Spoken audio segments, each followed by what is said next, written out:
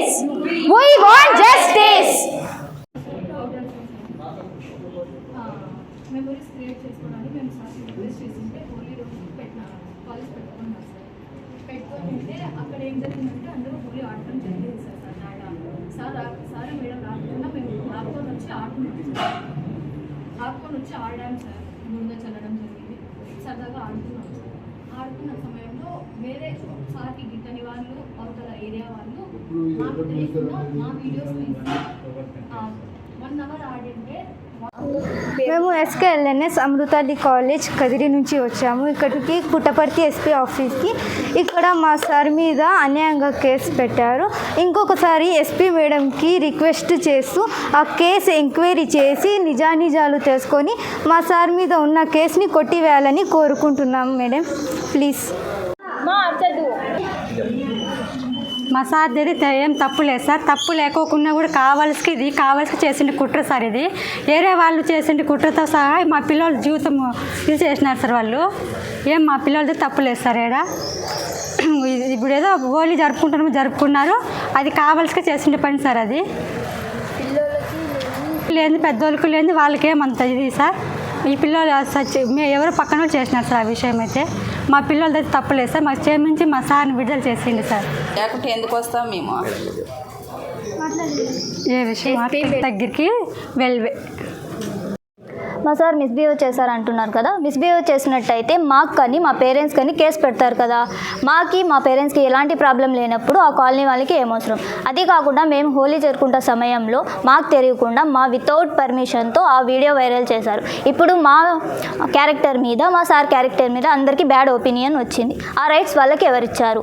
మేమందరం ఇక్కడికి వచ్చాం. మా సార్ మీద మాకు న్యాయం జరగాలని మనమందరం ఇక్కడికి వచ్చాం. మా సార్కి న్యాయం జరగాలని కోరుకుంటున్నాం. ఇవన్నీ ఎస్పీ మేడం దగ్గర వెళ్ళి మళ్ళీ ఇంకొకసారి పూర్వపరాలుగా పరీక్షించి కోర్స్ కొట్టవలసిందిగా కోరుకుంటున్నాం. ఇందాక మేము ఎస్పీ సార్ దగ్గరికి వెళ్ళింటే ఆయన చెప్పారు. మేము ఆ సార్తో మాట్లాడినాము. ఆ సార్ ఏమన్నాడంటే, మీ సారు మనసులో ఒకటి ఉండొచ్చమ్మా, కానీ అలా పట్టుకోకూడదు అంటే మేము వచ్చి మా సార్ ఆ ఉద్దేశంతో పట్టుకోలేదు. మేము మా సార్తో క్యాజువల్గా అన్నాము. మా సారు ఒక తండ్రిలాగే చేశారు. మేము గుడ్ టచ్ బ్యాడ్ టచ్ అని తెలియని వయసులో ఉన్నామా సార్. ఏమన్నా అంత చిన్న పిల్లలేమి కాదు కదా. మేమందరం మేజర్సే. గుడ్ టచ్ బ్యాడ్ టచ్ అనేది తెలియకుండా ఎట్లుంటాం సార్.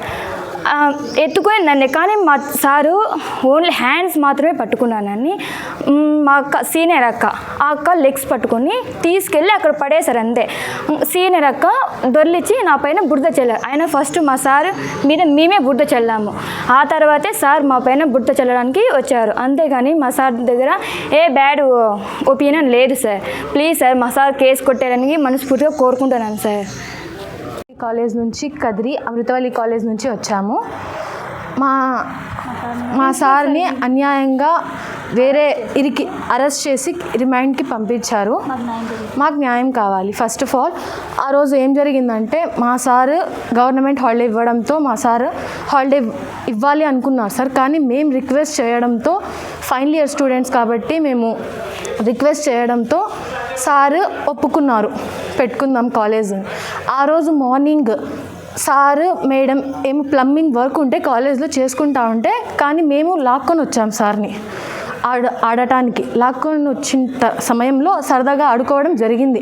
మేము, సారు, మేడం కూడా ఉన్నారు సార్. సార్ వైఫే అక్కడ మేడం, ఆ మేడం కూడా ఉన్నారు సార్. అందరూ కలిసి సరదాగా ఆడుతున్న సమయంలో మాకు తెలియకుండా చుట్టుపక్కల వాళ్ళు మా వీడియో తీయడంతో ఆ వీడియోని వాళ్ళకి కావాల్సిన వీడియో మాత్రమే ఆ క్లిప్ని యాడ్ చేసి వైరల్ చేయడం జరిగింది.